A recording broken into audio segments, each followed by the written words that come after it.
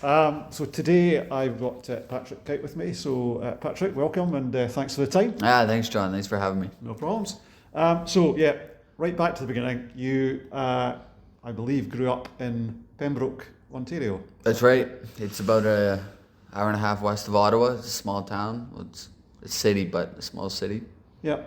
So you're kind of right on the border with Quebec in the sense that I think Quebec's the other side of the river. Is that the That's right. the Yeah, case? it's just it's about a 2-minute drive away. All right. Yeah.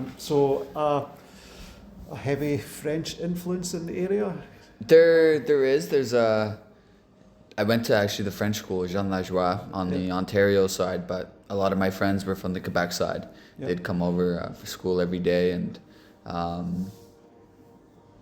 yeah, it's not French like Montreal, and like the teammates here like Martineau or Payment and or LeBlanc. It's more of an English French accent, but there's there is some French. But you probably understand what they're on about once they're speaking to each other. I do, yeah, I do, yeah. I was like, my mom put my brother and I in the French system, and growing up speaking French at school every day. It wasn't like a French immersion school. It was 100% French. So it's nice to be bilingual. I get to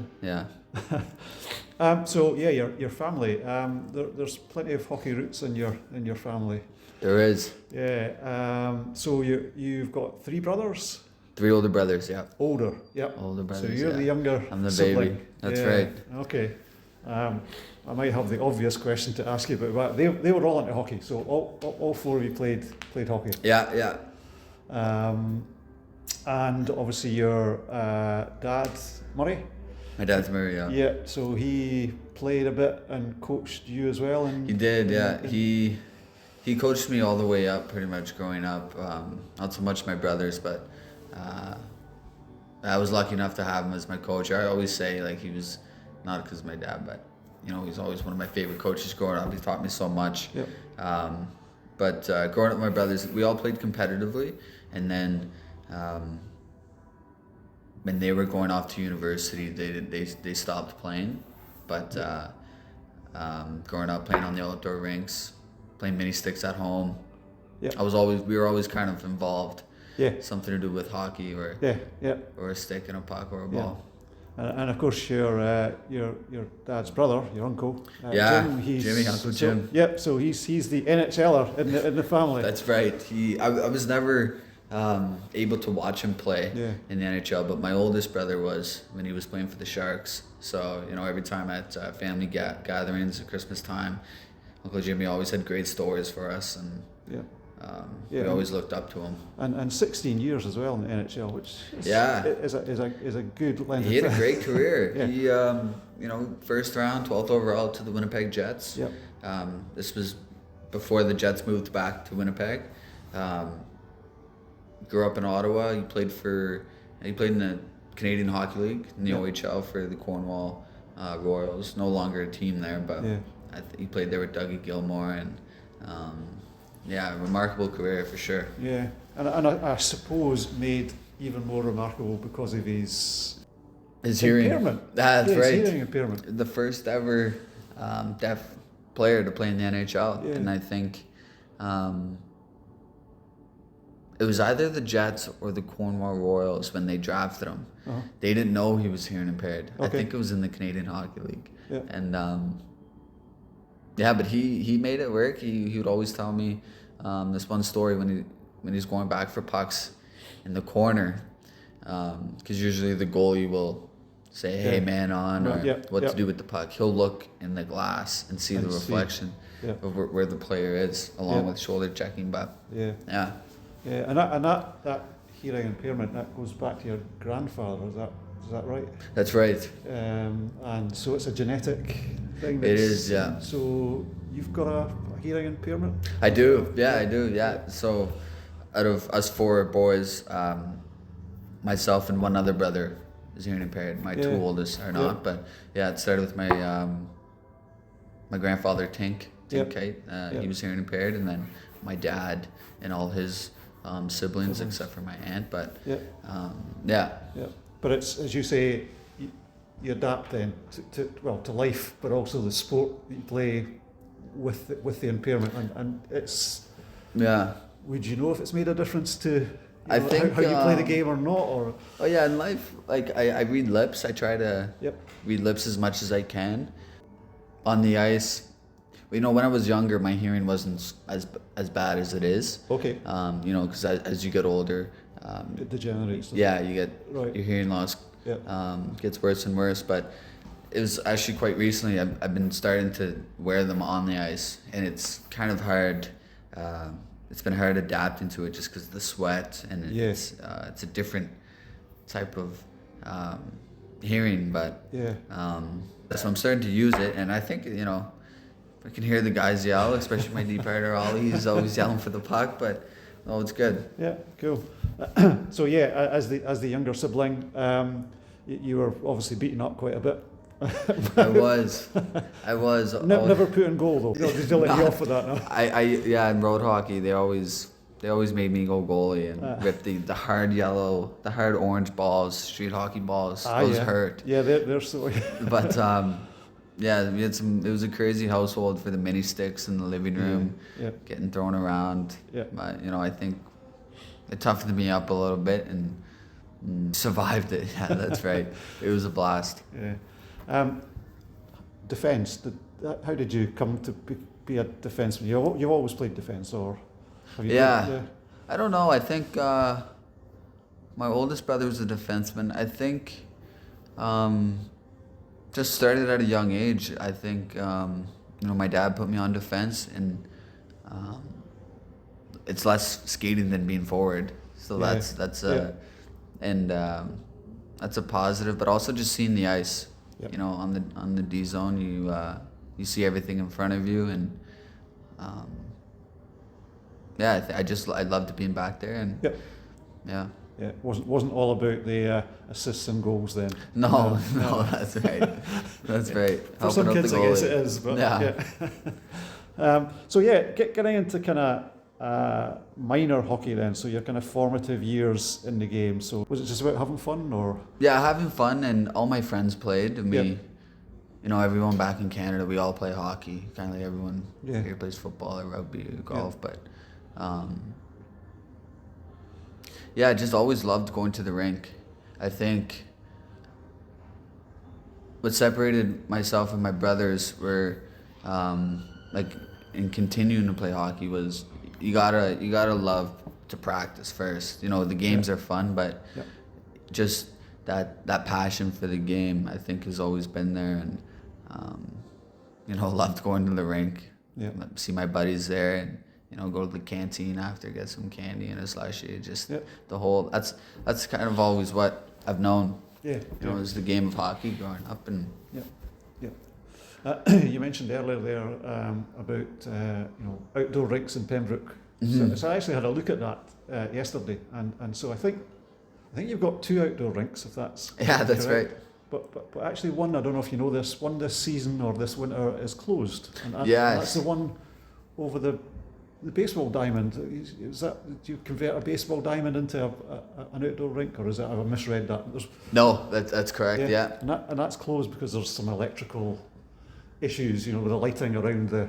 Oh, okay. So you're down to one outdoor rink. I saw that there. I think that the one that you're talking about is next to the community pool, and they were doing some construction renovating the pool, so that might have something to do with it. But that's the one I always went to growing up. It's about a 5-10 minute walk from our house, so we'd always walk there. And so what's outdoor hockey like? It's fun. It's you get all types of people from the community. It's, you know, young guys or girls, or some older folks out there. Just have fun. Yeah. You're always with a hot stove, or not with a hot stove? My mom would come and bring us some hot dogs or some hot chocolate or something. There's no stove there, but she would always stop by and make sure we're doing okay. But in Pembroke, it gets really, really cold, and sometimes your phone, if it's too cold, your phone will like shut off. Right. Okay. And it's not a far walk, but if it's really cold, then you're kind of stranded there. You can't get any food, so you walk home, walk back. But Yeah, but as you say, times. bottom line was lots of fun. Lots of fun. Yeah, that's what it was about. Yeah. You said that the most memorable game you played in was the International Silver Stick Finals at Pee Wee level. That's right. So what stood out for you on that? And The silver. what was the game? The Silver Stick. There's a regional tournament to get to the international tournament, and Pembroke hosted the regional. So teams from Ottawa, Toronto would come to Pembroke, and it was a big weekend, especially growing up in Pembroke. Yep. And so I think I was in Pee Wee, second year Pee Wee. So we won the regional tournament, which was a big deal itself. I remember winning it, and everyone, all the boys in the team were like, "Can we not go to school the next day?" Just because it was such a big deal. We were having fun. Parade. Yeah, it was a parade. And then the international tournament was in, I think it was in Sarnia, Ontario, Southern Ontario. Yep. And we won that, which was a massive deal for us. I remember, parents crying after the tournament. We won 2-1. And when we bussed home, when we came home at the gas station, there were people there clapping us on, welcoming us, cheering us on. Yeah, it was cool. So at that age, you kind of felt like you had almost won the Stanley Cup exactly. in a way. But exactly. As a 16-year-old, I believe you were the first overall pick in the Central Canada Hockey League. That's true, to Pembroke, the Lumber Kings. And so you went to your hometown team of the Lumber Kings. So as a 16-year-old, you're kind of stepping into then Junior A hockey. Junior A, yeah. So a little bit more serious. Mm-hmm. What was the kind of decision making around going Junior A? Because did you have other options, maybe to go to Major Junior at that stage, or did you want to just stay home? Or yeah, I think I was drafted by the Guelph Storm in the OHL, so it goes Junior A, and then a step above that. Major Junior. Major Junior. Yep. I was drafted by the Guelph Storm, but I was thinking of going the NCAA route, and so to do that, you play Junior A. But also, I don't think I would have made the Guelph Storm. I was a smaller guy, and it's good hockey, especially to make the OHL as a 16, 17-year-old. You have to be really, really good. Yep. But it was ideal. Pembroke was hometown. I grew up idolizing those guys, and staying at home was perfect. Yeah. So I played for the Lumber Kings for 2 years. Yeah. I did wonder about the academic side, because as you say, once you decide, although they're about to change the rules, or are changing the rules for eligibility to the NCAA if you play Major Junior, but I'm guessing then, was this an influence from your parents about the academic side as well as the kind of hockey side? Growing up, my parents are educators, and they've always put emphasis on school for myself and all my brothers. So it did have a factor, and I enjoy school too. So playing Junior A, finishing my high school at Jean Lajoie, the school I've always been to, with my friends, it was good. And then NCAA was on my mindset. Was still an option at that point. Yeah. I noticed that you played at Pembroke with Johnny Kyte. Now, is he a relation? Is he one of your brothers? Yeah. Johnny's my first cousin. All right. Yep. Okay. Yeah. Yeah. You're everywhere. Yeah, that's right. Johnny's. We call them the Carb Kites. They're John Kyte's my dad's brother. They're from just outside of Ottawa. Okay. So Johnny's a bit older than I am. He was 20 when he came to Pembroke. Yeah. And I was 16 when we played together. Yeah. That was special. Yeah. And in that second year with the Lumber Kings, you wore the A. But I think over the 2 seasons with Pembroke, you were quite an offensive defenseman. You put up a reasonable number of points. They gave me great opportunity there. Making it as a 16-year-old, I was ecstatic. It was like a dream come true playing for the Lumber Kings. Yep. And they gave me great opportunity, power play, and especially as a younger guy, they gave me ice. We weren't the top team in the league, but I remember scoring my first goal at the PMC, Pembroke Memorial Center. It's lots of history in that rink, and my dad was actually calling the color guy of the game. He was helping out his buddy Jamie, who always did our games, and he was like, he rarely does the color guy. In that one game that he was doing it, he scored. Yeah, he scored. Yeah, it's cool. There's a video on YouTube about it, on it. Yep. So yeah, that couple of years, and then so you're an 18-year-old now. I'm guessing at that period you would have been, in terms of age, draft eligible, but playing junior A, there was never a. Yeah. There's not many guys come junior A into. No, that's right. Unless you're Cale Makar, who's one of the best. Probably the best defenseman in the NHL. Yeah. Lots of people would like to be Cale Makar. He's great to watch. Absolutely. So as an 18-year-old, you then decided to go major junior. So was that, again, you said earlier about the NCAA route, keeping that open? I was supposed to come back to the Lumber Kings and play another season, then go to school. I was committed to a school in the States, Lake Superior State, Northern Michigan. But that summer, going into my 18-year-old year, the Halifax Mooseheads called. And it's kind of out of the blue. So I had a decision to make. And looking back, it was one of the best decisions of my life. Halifax was unbelievable. So I went there as an 18-year-old. They were hosting the Memorial Cup. Unbelievable experience. So couple of things. There would be a couple of adjustments to be made. One is that would be your kind of first time away from home. So you'd be billeting. Yeah, that's true. How did that? I had a blast. I lived with the Denikes. Okay. That's the family who billeted me, and it was great. They were unbelievable. It was great. I felt like at home. And that step up, if we want to call it that, from junior A to major junior. Yeah. Was that noticeable to you? It was. The players, well, they're future NHL hockey players, right? So the top end skill was definitely noticeable. Just the game was quicker. More skill. More people watching you. In Halifax, we got, I think, average like 8,000 fans a game. So.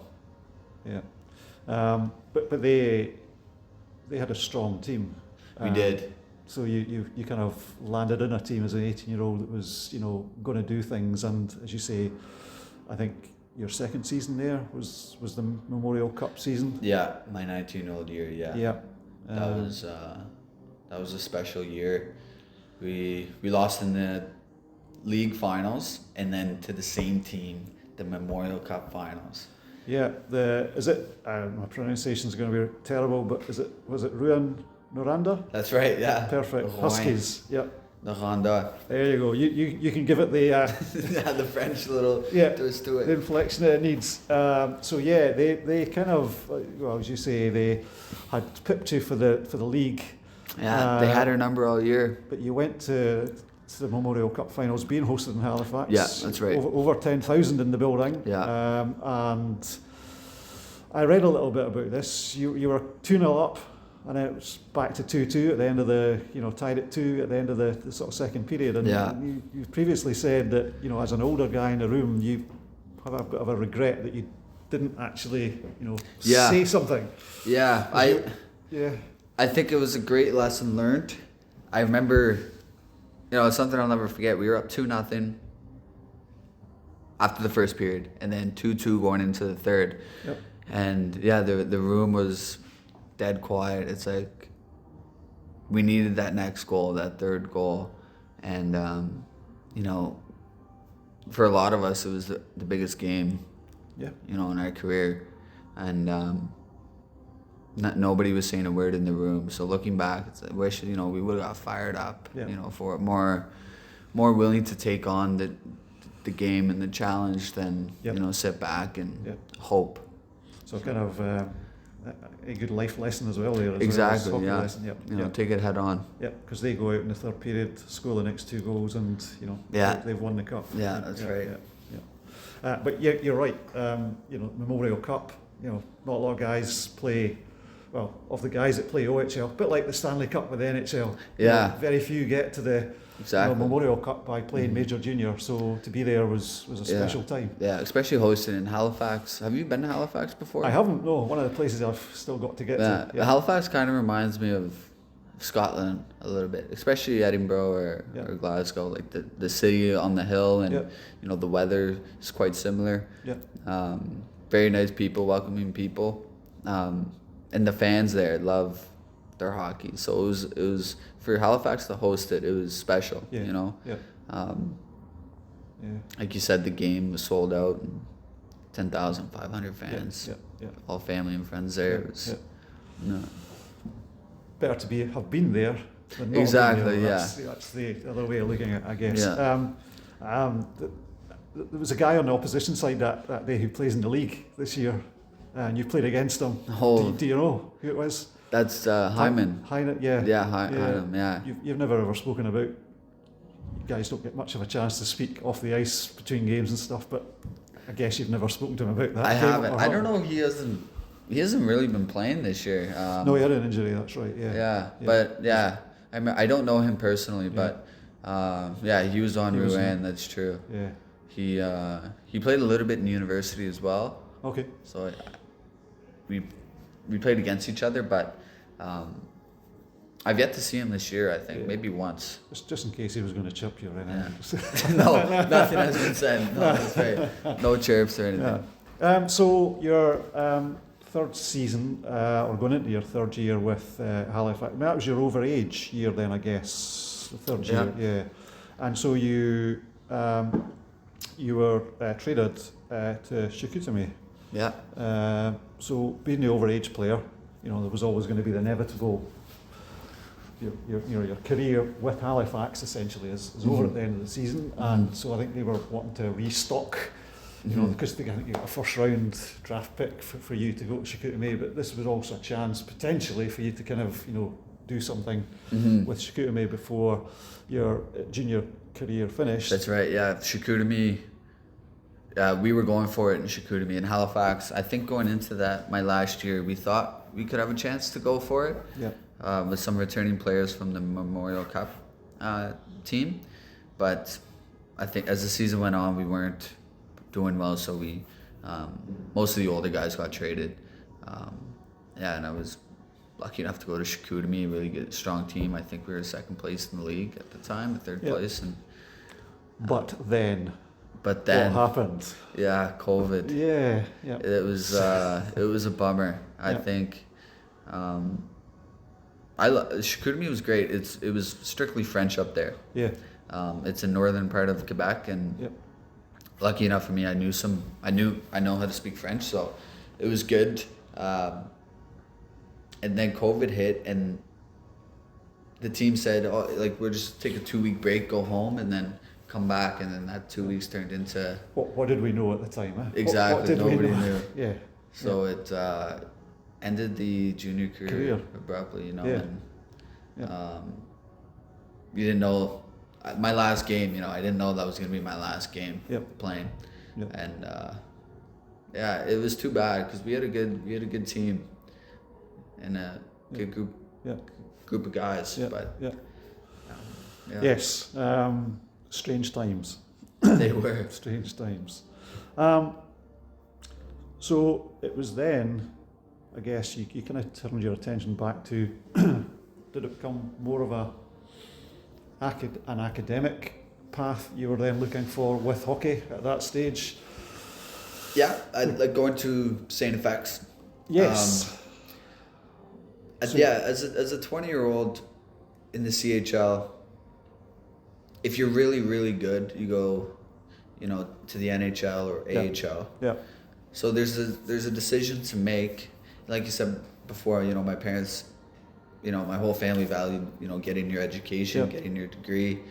So I think I could have went pro, like maybe the East Coast, and then try my chance at the AHL or something like that. But and amongst the mess of COVID, obviously, which was still happening. It was hard to do that. I mean, nobody knew what was happening, and Yeah, I think I knew deep down, I wanted to go to St. FX. Yeah. There's a lot of family history there at that school. Yes. Your dad's is he vice president? Or He was. He was. And your mother went there as well, so they're both alumni. My parents met at St. FX, right. And my grandfather on my dad's side and my grandfather on mom's side both went to St. FX. So everyone in the Kyte family kind of goes to St. FX. Okay, yeah, it's the done thing. So you're keeping up the tradition. Yeah, exactly. Like all three of my older brothers went to St. FX before me, and my dad worked there as vice president for I think 6 years. Okay. Yep. Or so, and then my last year he left to go to another university in Michigan, but St. FX was unbelievable. Yeah. And so you're now in a place called, I'm going to get the pronunciations, is it Antigonish? Antigonish, yeah. Antigonish. Yeah. So that's in Nova Scotia. That's right, yeah. So I don't know if you'll know this particular fact, and hopefully it's correct, but as well as obviously housing St. FX. So St. FX is St. Francis Xavier? Yep. But its other, not claim to fame, but it's one of its claims to fame is it has the oldest Highland Games outside of Scotland. In Antigonish. Yeah. That's right. I went to one actually. Right, perfect. We can talk about that then. It's a great time. Yep. There's step dancing. Yep. Violin, and they log throwing. Tossing the caber, as we call it. Tossing the caber. I should know that. Yeah. But you're right. It's just a big log, and they throw it. Yeah, and it's the families competing against each other, I believe, and they all got the kilts on. So apparently that's the oldest continuous Highland Games outside of Scotland. Wow. Where obviously the Highland Games originated from. So and if you've been to it, cool. There you go. It's interesting to know. Yeah. I think it's during the summer, so most of the students don't get to experience that. Yep. But I was lucky enough to be there one summer and saw it. I had a great time. Cool. But so outside of Scotland, Antigonish has the biggest one. And not the biggest, the oldest. So the one the one that's been held the longest. So obviously, when people departed this country and landed there, I guess Nova Scotia, etc. Yeah, there's lots of Scottish heritage in the Cape Breton area, which is Antigonish is right before Cape Breton if you're driving up to Cape Breton. So that whole county. And again, it's something that's on your doorstep, or somewhere that's on your doorstep just now. There's also on your doorstep there, St. Andrews. What's that? St. Andrews. There's a town called St. Andrews, I think it's about 14 miles from Antigonish? Yeah. That's right. And it's just along the coast there. That's true. My best friend from school, from St. FX, he is from St. Andrews. Like he grew up in St. Andrews. Yeah, it's like a 15-minute drive away. And there's also Glasgow, New Glasgow, which is just outside of Antigonish. Glasgow here. Yep. You've been to Old Glasgow here? You've been through other than playing hockey, obviously. I have been there. Yeah, I've been there. Saw the city once. I actually went to the Rangers game last night. Ah, did you now? Rangers versus Union Saint. Yep. They played a team from Belgium. Yep. Yeah, it was a great experience. Great atmosphere. So many people there. They won 2-1. They did. Yep. It's nice to see. Everyone was happy. It was cool. Cool. Yeah. So it was a couple of seasons with St. FX. Yeah. And then you made a move to the University of New Brunswick for your third season in U Sports. Because your first season, 2021, there was no hockey, but you were at the university. But so your third season, you jumped into the New Brunswick program with the Reds. A fairly historic season. It was. We went undefeated. Yep. Which was crazy. So St. FX and UNB, the Reds are rivals. I was going to ask, that was my next question. Fierce rivalry. Atlantic division, in the youth sports division. So I graduated from St. FX. So I finished my undergrad, and St. FX doesn't have a master's program. Okay. in business. So, you know, and I want to stay in the Atlantic League because it's the best league for university hockey in Canada. Yep. So I was thinking about going to Halifax, St. Mary's, or UNB. And like you said, UNB is a strong team. Yep. We had a historical season, went undefeated, won the national championship. It was we didn't lose one game all year. And that was last season. That was last season. Yeah. Yep. But it was hard playing against St. FX because, you know, all my friends, best friends, were still there. You were hearing it from the stands then, were you? I remember I was playing at St. FX once, and when I had the puck, I was getting booed. But I enjoyed it. It was, you know, it gave me some fuel. I wasn't upset, but summer just passed. You potentially were going to go back and kind of complete your masters, I guess. Mm-hmm. But then the opportunity to, you know, go pro and come over to Europe was on the table, and obviously you came over to Fife.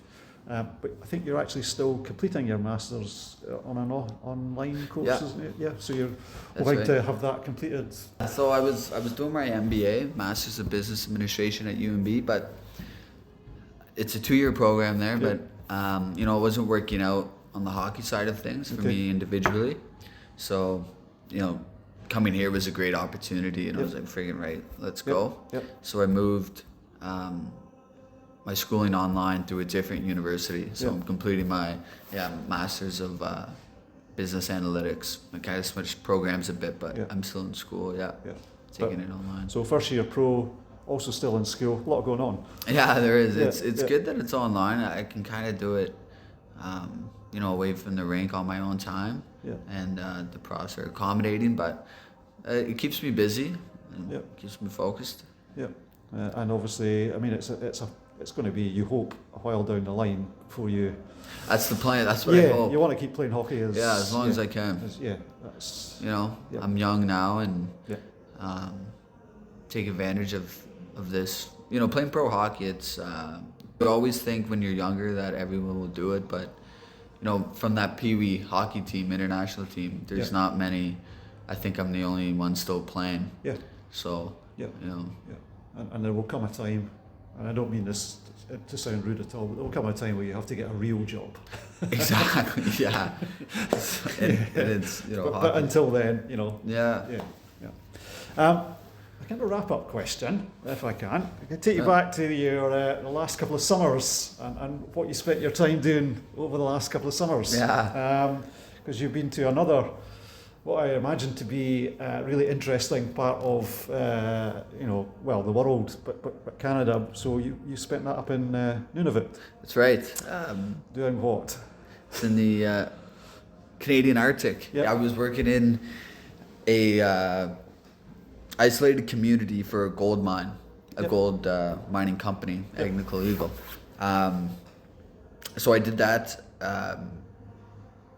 during my summers as a university student. It was an unbelievable experience, and nothing like. So I was in the Arctic Canada. I was in between the tree line and the Arctic Circle. So during the summer, it doesn't get dark. It was light, I think, for 23 hours of the day. But I was working in a gold mine for the geology department. I was working 2 weeks on, 2 weeks off. So 2 weeks straight, 6 a.m. to 6 p.m., 14 days in a row, and then you get 2 weeks off. What did you do in the off weeks? You didn't go home. You were still there. No, they would fly you home. All right, so you went home. So we'd fly from Montreal up to Nunavut, and then they'd fly you back to Montreal. Montreal is only about 3.5, 4 hour drive from Pembroke. So I would fly back drive back from the airport. During that time, I would train. I would skate, golf. It was nice having, you know, that time off to focus on hockey. But when I was up there as well, they had a gym there and stuff, so I could still train. But it was nice having those 2 weeks off. You know? But as you say, quite a unique experience in it. It was a great experience. I did it for 3 summers, but it was hard work. Like I remember Every summer I'd be like, that's my last time going. I'm not doing it again. And then I'd go back and I'd go back. And I did for 3 summers, and yeah, it was a great experience. My 2 older brothers did it before me. Okay. So that's how I kind of got into that. They came down the tree, and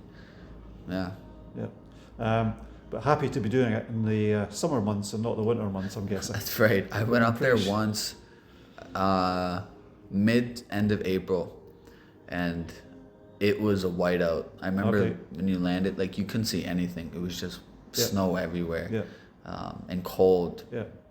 And potentially polar bears walking about as well. Exactly. Yeah. There's 24-hour polar bear patrol. All right. People with rifles. Yeah. I didn't see any, but I was able to see the caribou migration, which is one of the largest animal migrations in the world. Yeah. And that was cool. Yeah. Yeah. And I'm guessing you would have, got to experience some of the kind of, the Inuit culture as well. That's right. Yeah. Yeah. The Inuit, they're special. The environment that they live in, they're very adapted to it after all their years being up there. But they're incredible. I remember watching this one guy. He was a left-handed guitar player, and a right-handed guitar player, and there was only left-handed guitars up there at the camp, and he was playing it backwards. Like smoothly, like better than I can play guitar lefty. Great ping pong players, but really nice people. Great storytellers. So working with them, I try to learn a little bit of Inuit. Only got a couple words out, but it was cool to get to know them and get to know their culture. But that's not a plan for the summer. There'll be something different for this summer. No, I'm not going back this summer. That's it. I put my foot down on myself. I'm not going back. And no spare nuggets of gold in your back pocket or anything. No, that's true. They actually put you through a monitor before leaving the site because of that. But fair enough. Yeah. Great. Well, thank you again for your time. That was fun. Thanks a lot, John. Thank you. Appreciate it.